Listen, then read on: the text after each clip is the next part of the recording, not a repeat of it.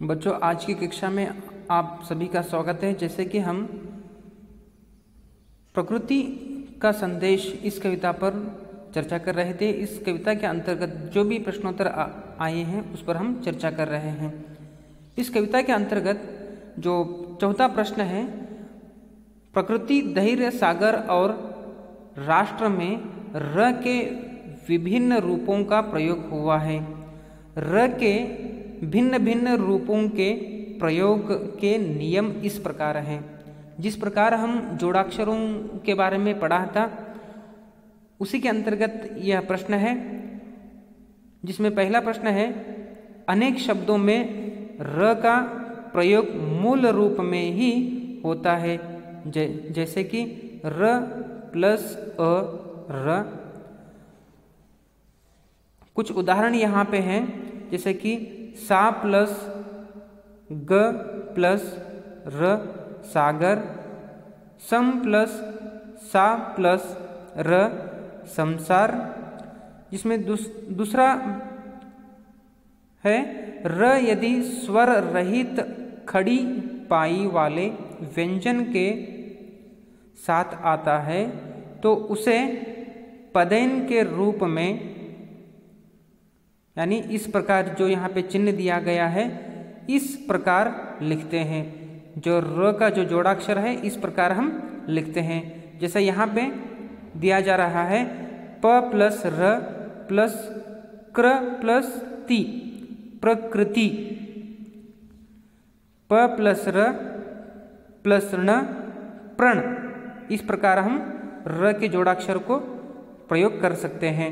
जो तीसरे नंबर पर है, यदि किसी स्वर सहित व्यंजन से पहले स्वर रहित र आए तो उसे उस व्यंजन के ऊपर रेफ यानी इस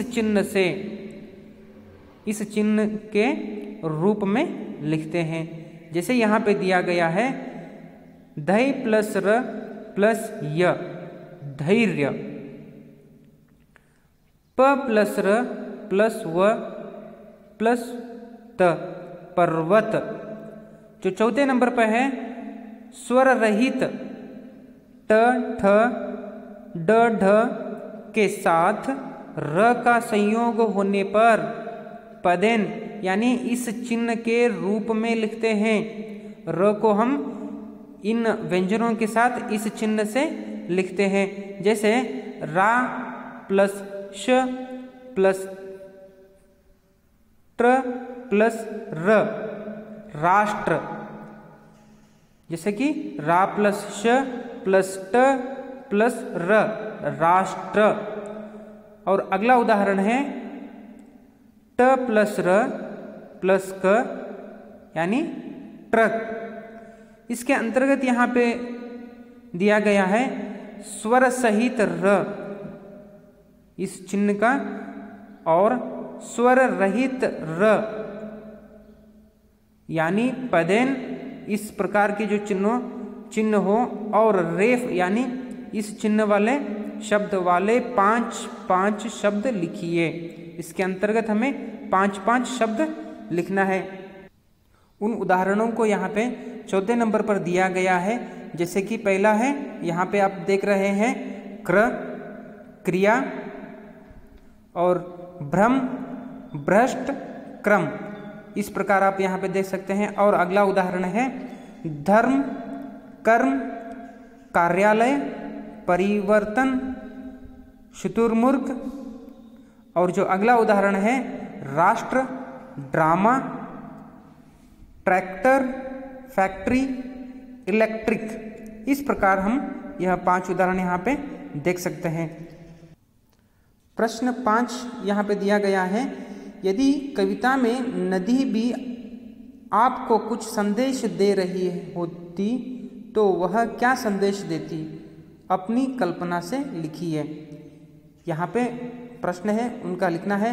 और उसमें से दूसरा प्रश्न है, वृक्ष भी हमें कुछ संदेश देते हैं, वे हमें परोपकार का संदेश देते हैं। इस पर एक टिप्पणी लिखिए। और तीसरा प्रश्न है, पृथ्वी का गुण है धैर्य और आकाश का गुण है विस्तार। इसके अंतर्गत प्रकृति की निम्नलिखित वस्तुओं के गुण सोचकर लिखिए। जैसे यहाँ पे दिया गया है, इसके आपको उत्तर लिखना है। जैसे कि हमने प्रश्न 5 में प्रश्न पढ़ा था, उसके अंतर्गत पहला जो यहाँ पे उत्तर दिया जा रहा है, नदी अपने अविरतल बहते रहने के गुण से हमें निरंतर आगे बढ़ने का संदेश देती है। नदी जो है अपने अविरल बहते रहने के गुण से हमें निरंतर आगे बढ़ने का संदेश देती है। और जो दूसरा यहाँ पे उत्तर दिया जा रहा है, वृक्ष हमें श्वास लेने के लिए जीवनदायिनी वायु देते हैं। वृक्ष हमें श्वास लेने के लिए जीवनदायिनी वायु देते हैं। इस प्रकार वृक्ष हमें जीवन दाता है। वृक्ष जो है हमें जीवन दाता है।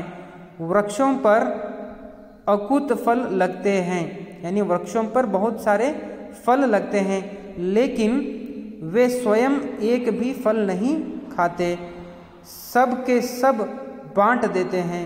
इस प्रकार वे हम पर अपना सर्वस्व न्योछावर करते हैं और बदले में कुछ भी नहीं लेते।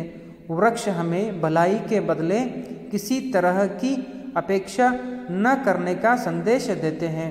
वृक्ष जो है हमें भलाई के बदले किसी तरह की अपेक्षा न करने का संदेश देते हैं। इस प्रकार हम यह वृक्षों का संदेश हम समझ सकते हैं।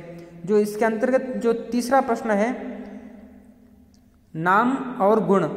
पर्वत का गुण है ऊंचाई, लहर का गुण है आनंद, और यहाँ पे सागर का गुण है गहराई, फूल का गुण है सुगंध। इस प्रकार हम आज की कक्षा में यह विषयों पर चर्चा किए हैं।